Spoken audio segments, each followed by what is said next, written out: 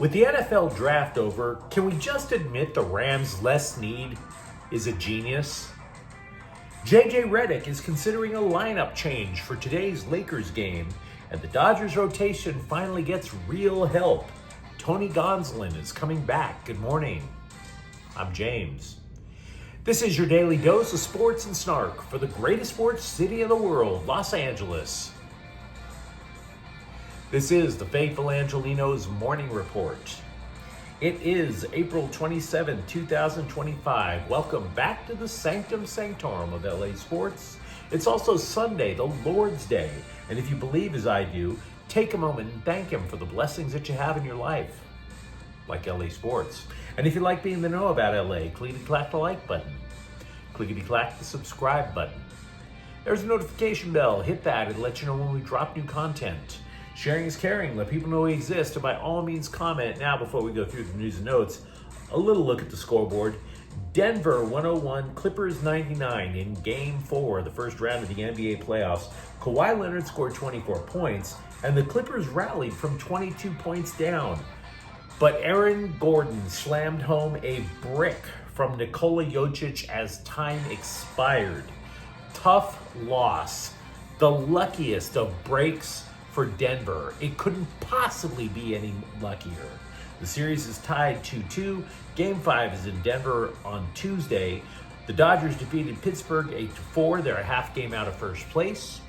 Meanwhile, today, the Lakers are at Mini Scrotum in Game 4 of their NBA playoff series. Tip-off is at 12:30. The Timberwolves lead the series 2-1.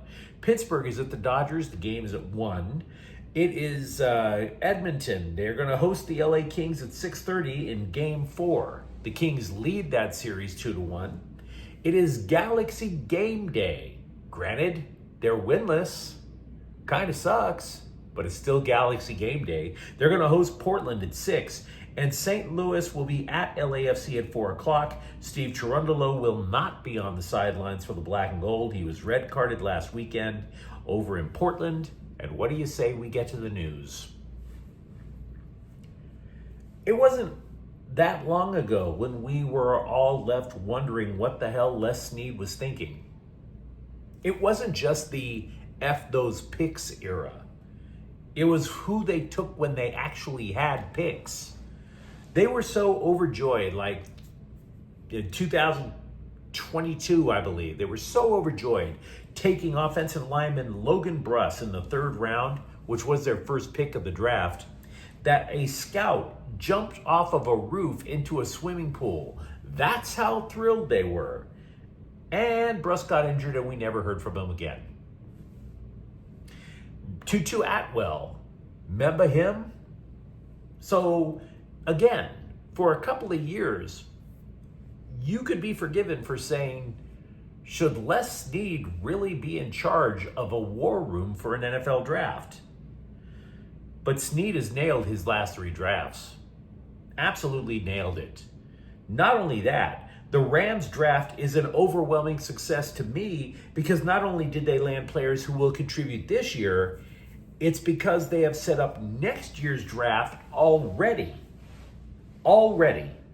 When they traded down from the first round, as we predicted on this channel. The one thing we didn't predict when they traded down was that Atlanta would gift the Rams another first-round pick. Consider this. Atlanta is no lock to go to the NFL playoffs. So theoretically, the Falcons might have given the Rams a pick in the teens for the 26th overall pick this year. Should the Rams get a pick like that and couple it with their own first-round pick, you have to wonder how high they can trade up with those 2 first-rounders to potentially land a replacement for Matthew Stafford, who, by the way, is 37 years old. Or other possibilities. Maybe they use one of those first-round picks to bring Jalen Ramsey back on a discounted salary in a trade with Miami. Now, as for the players that they took, we already established that they added Tyler Higbee's potential replacement with Oregon's Terrence Ferguson in the 2nd round. Day 3 picks that I really like include running back Jarquez Hunter from Auburn. Now, I'm not saying he's going to replace Kyron Williams immediately. I don't know if he'll ever replace Kyron Williams, but he provides the speed, breakaway speed, that Williams does not have. The Rams were lacking in big play capability last season, you might recall. And by the way, Kyron Williams wants a contract extension, right? Is this not a shot across the bow where it's like, look, dude, give us a number that we like, or we're going to go with the new kid next year? Moreover, they added a pretty decent linebacker in Chris Paul from Ole Miss in the 6th round. We've been talking about this for a long time. The Rams do not invest heavily in linebackers. They take them in the late round and coach them up. Think Ernest Jones. And when Ernest Jones wanted to get his contract reworked, he was traded away. I will say, though, that it wasn't the perfect draft. Where the Rams did not help themselves was in the defensive backfield. But for Pete's sake, 2 first-round picks for next year's draft, and this is a team that already has shown it can qualify for the playoffs, and it improved? Les Snead, 3 consecutive nailed drafts in a row. Absolutely brilliant work. Conversely, I'll be real with you, I didn't like the Chargers draft. Like, at all. Now, I'm not saying all the players suck. And by the way, I'll even go against my own argument in a moment if you're a Chargers fan. Because I just don't want to carpet bomb Charger fans with hatred, right? I know analysts who did like their draft because the Bolts lacked in offensive skill. So, I'll agree. I think wide receiver Trey Harris of Ole Miss will start pretty quickly and do things that Quentin Johnston couldn't, like catch a football. But I think Harris was really the only damn good pick of the bunch. You see, I'm a guy who loves power running offenses. And so because of that, I'm interested in what the Chargers do. But I believe that the Bolts have bigger needs than running back Omarion Hampton of North Carolina, who was the first-round pick. So before I go into how much I don't like it, let's go against my own argument for a moment. If you're looking at the way that the Chargers have been built, and you say, you know what, we're not looking for quick strike offense. We want to consistently move the chains. We have power running. We have nothing but possession receivers. Maybe we don't stretch the field, but we consistently move the chains. Okay, fine. That's not a bad argument. But there are still holes on the offensive line, a massive hole on the defensive line. Opponents are absolutely going to run on the Chargers. So then I'm looking at the day 3 picks. Do you really think that offensive tackle Branson Taylor of Pitt, who was taken in the 6th round, is going to move to guard, which is a need? Because I don't. I don't think they need tackles. I think they're set at both bookends on the offensive line. I will say that I like tight end Oronde Gadsden of Syracuse. He's going to be more dynamic than Will Dissly could ever dream of being. But after that, you're asking questions. Could South Carolina's Kyle Kennard prove himself as an edge rusher? Maybe Keandre Lambert-Smith of Auburn gets a good look at being a wide receiver.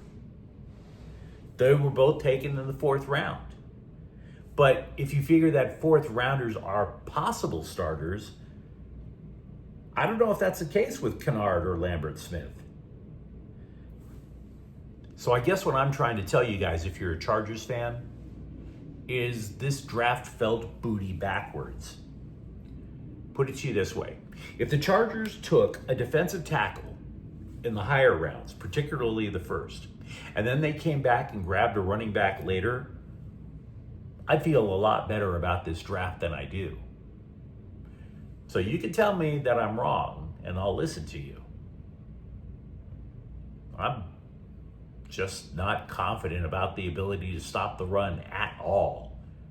That's a problem. And nor am I confident in the interior offensive line.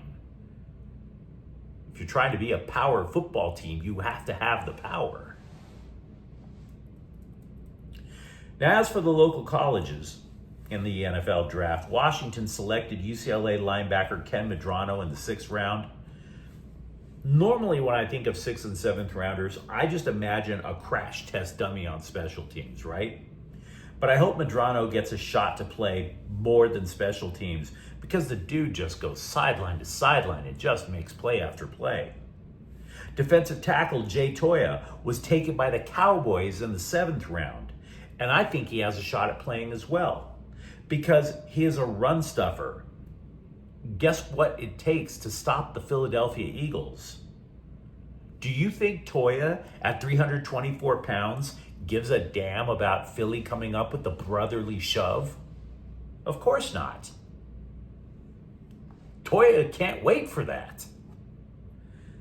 Then you have tight end Maliki Matavao, who was selected by New Orleans in the 7th round, and I'll just be real with you, I don't see a major role for him.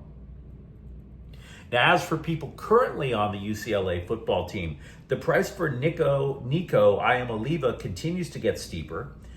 Demarcus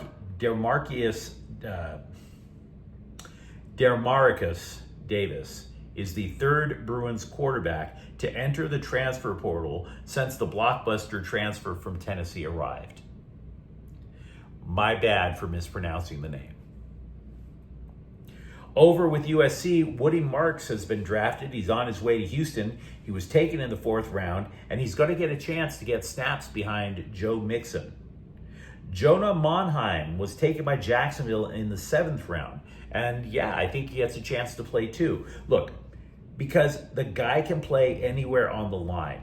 And if you're as bad as the Jaguars were, part of the reason you stink so much is terrible line play. There's got to be holes all across the Jacksonville offensive line. So Monheim would actually fill one of those holes, I imagine. Now, as for players currently with the Trojans, USC added another wide receiver in Zacharias Williams from the transfer portal. And it's a bit of a stunner. You see, Williams was labeled as Utah's top wide receiver by the Utes coaching staff during spring ball. To which Williams said, thanks. And then he booked the next flight out of Salt Lake City. And having spent 3 months over in Salt Lake City, I must tell you, it couldn't happen to a nicer bunch of passive-aggressive people.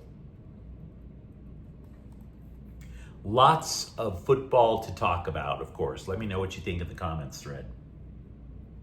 Jackson Hayes hasn't played more than 10 minutes in any game in the series for the Lakers against Mini Scrotum, and JJ Redick is left wondering if that should lead to a lineup change.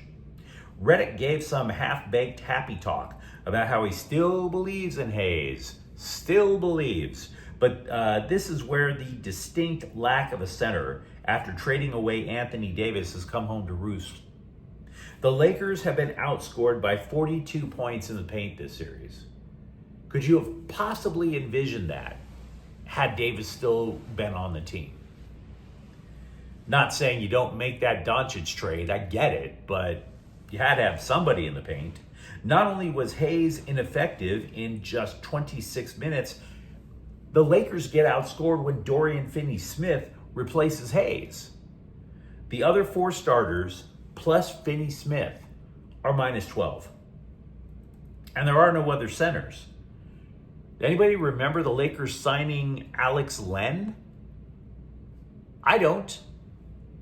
Remember how Trey Jemison and Christian Coloco were on these 2-way contracts? They weren't good enough to make the postseason roster either. So they're going to be super small today. 20 months after Tommy John surgery, Tony Gonsolin returns to the major leagues. Huzzah. Just as important, Tony Gonsolin returns to civilization after leaving Oklahoma. So welcome back, Tony. You know you were missed. And you also knew you were out of place over in Oklahoma when you discovered you had opposable thumbs. You know, every time on Family Guy, when Peter Griffin says, who has 2 thumbs and whatever, I can assure you Oklahomas are like, What? What are these thumbs that you talk about? Gonsolin's going to make his first start with the Dodgers against Miami on Wednesday. He was an all-star back in 2022 when he went 16-1. After recovering from the surgery, he lost a battle with Dustin May to get the 5th spot in the Dodgers rotation. Staying with the Dodgers, Michael Kopech threw a bullpen sesh Thursday. 30 pitches, threw his entire arsenal. His return, though, not yet. Not yet. They don't even have a rehab assignment lined up for the guy yet. But you let me know what you think in the comments thread. We have been going overboard on the local NFL teams and the local college teams for the NFL draft. Let me know what you think. For that matter, how do you solve the Laker lineup conundrum? And if you enjoyed the content, don't forget to subscribe to Faithful Angelenos. We're talking LA sports every single day here. Thank you for watching. I'm James. We'll be back later today with a Galaxy Rapid recap. Faithful Angelenos is a Cortel Queso production. Take care.